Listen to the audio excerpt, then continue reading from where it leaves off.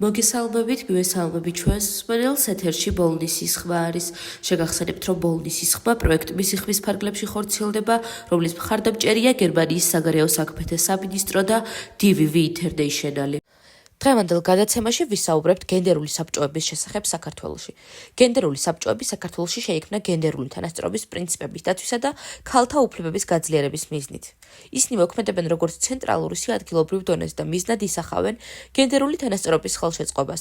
მათ აქვთ დოკუმენტების, პოლიტიკისა და სტრატეგიების შემუშავება, რომელიც ხელს უწყობს ქალების და კაცების თანაბარ მონაწილეობას ყველა სფეროში. ქალთა უფლებების დაცვას.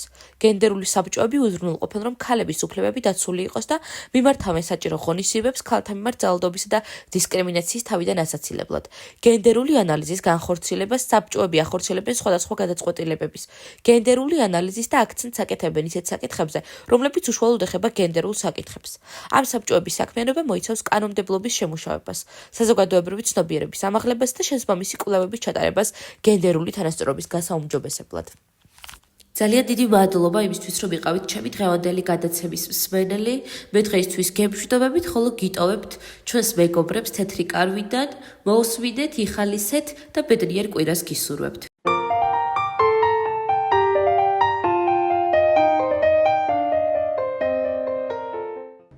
მოგესალმებით მეგობრებო. ეს თეთრი კარავია და მე მსახიობი ეკა ჩხეიძე გახლავართ. დღესაც ჩვენი ეთერის მთავარი თემა ემიგრანტი ქალებია. აი, უკვე ვიღაც გვიკავშირდება. გისმენთ. გაგვეცანით თუ შეიძლება საიდან ხართ, რამდენი წლით ბრძანდებით?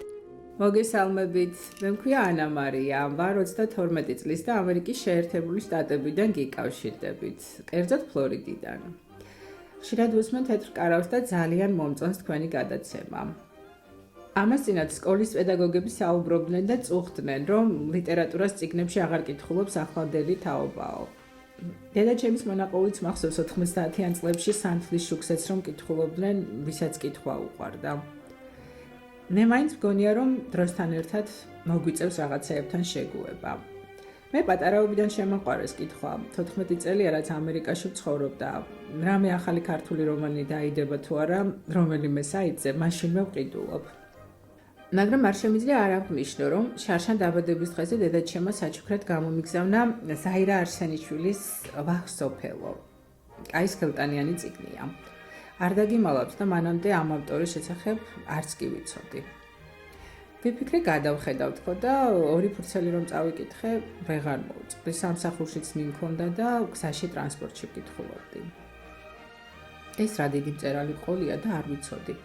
ყველა ემიგრანტს ვურჩევ რომ წაიკითხოს, უკვე დევს ქართულ საიტებზე. იცით პირველ რიგში რატომ კითხულობ ქართულ ლიტერატურას, მაშინვე ჩემს სამშობლოში მაბრუნებს. ბავშვობის სუნებსაც კი საიდანღაც შევიგრძნობ ხოლმე და რაც მთავარია, რა იყო ჩემი მთავარი სათქმელი. ზაირა არსენიშვილის ვახსოფელო ერთადერთი ნამდვილი წიგნია ჩემს სახლში. ხელში რომ დაიჭერ, გადაფურცლავ და როგორც ყველაზე ძვირფასი რელიქვია, თავთან მიდევს თაროზე.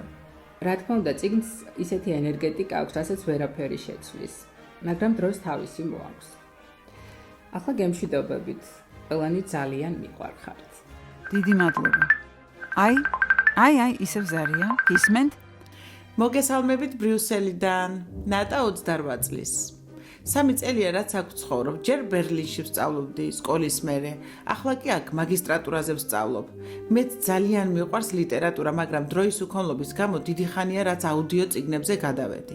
ძირითადად ველოსიპედით გადავაადგილდები და ჩემთვის ძალიან კომფორტულია წიგნების ასე მოსმენა.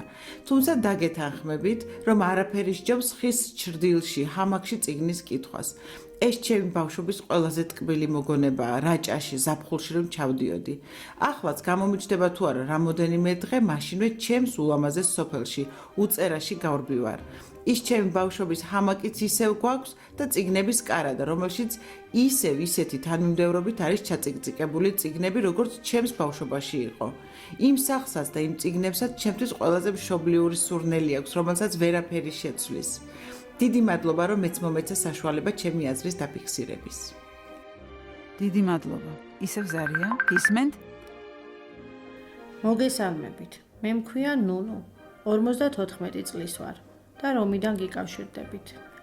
სულ ვუსმენ თქვენს გადაცემებს და თემიდან გამომდინარე პირველად მომინდა რომ მეც რაღაც მომეყოლა. ჩემი აზრით ძალიან მნიშვნელოვანი რამ. 28 წელია ემიგრაციაში ვარ და როცა აქეთ მოვდიოდი, ერთადერთი წიგნი, რასთან წამოვიღე, ვეფხისტყაოსანია. ამ წიგნმა გადამატანი ნამდვილწლიანი ემიგრანტობას და ნოსტალგიაც.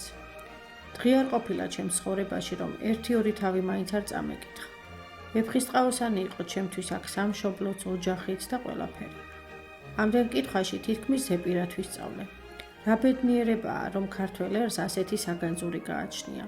და კიდევ ძალიან მომწონს დღეს რომ ემიგრანტები ჩვენს გაჭირვებაზე არ ვლაპარაკობთ. აბა გემშვიდობებით ყველას და მალე დაბრუნებას გისურვებთ ჩვენს საოცარ სამშობლოში, რომლის ბადალიც დედამიწაზე არაფერია. დიდი მადლობა. ძვირფასო მეგობრებო, ჩვენი საეთერო დრო ამოიწურა და მე ისევ ერთი კვირით გემშვიდობებით. მომავალ შეხვედრამდე. ველოდებით თქვენს წერილებს თეთრ კარავში.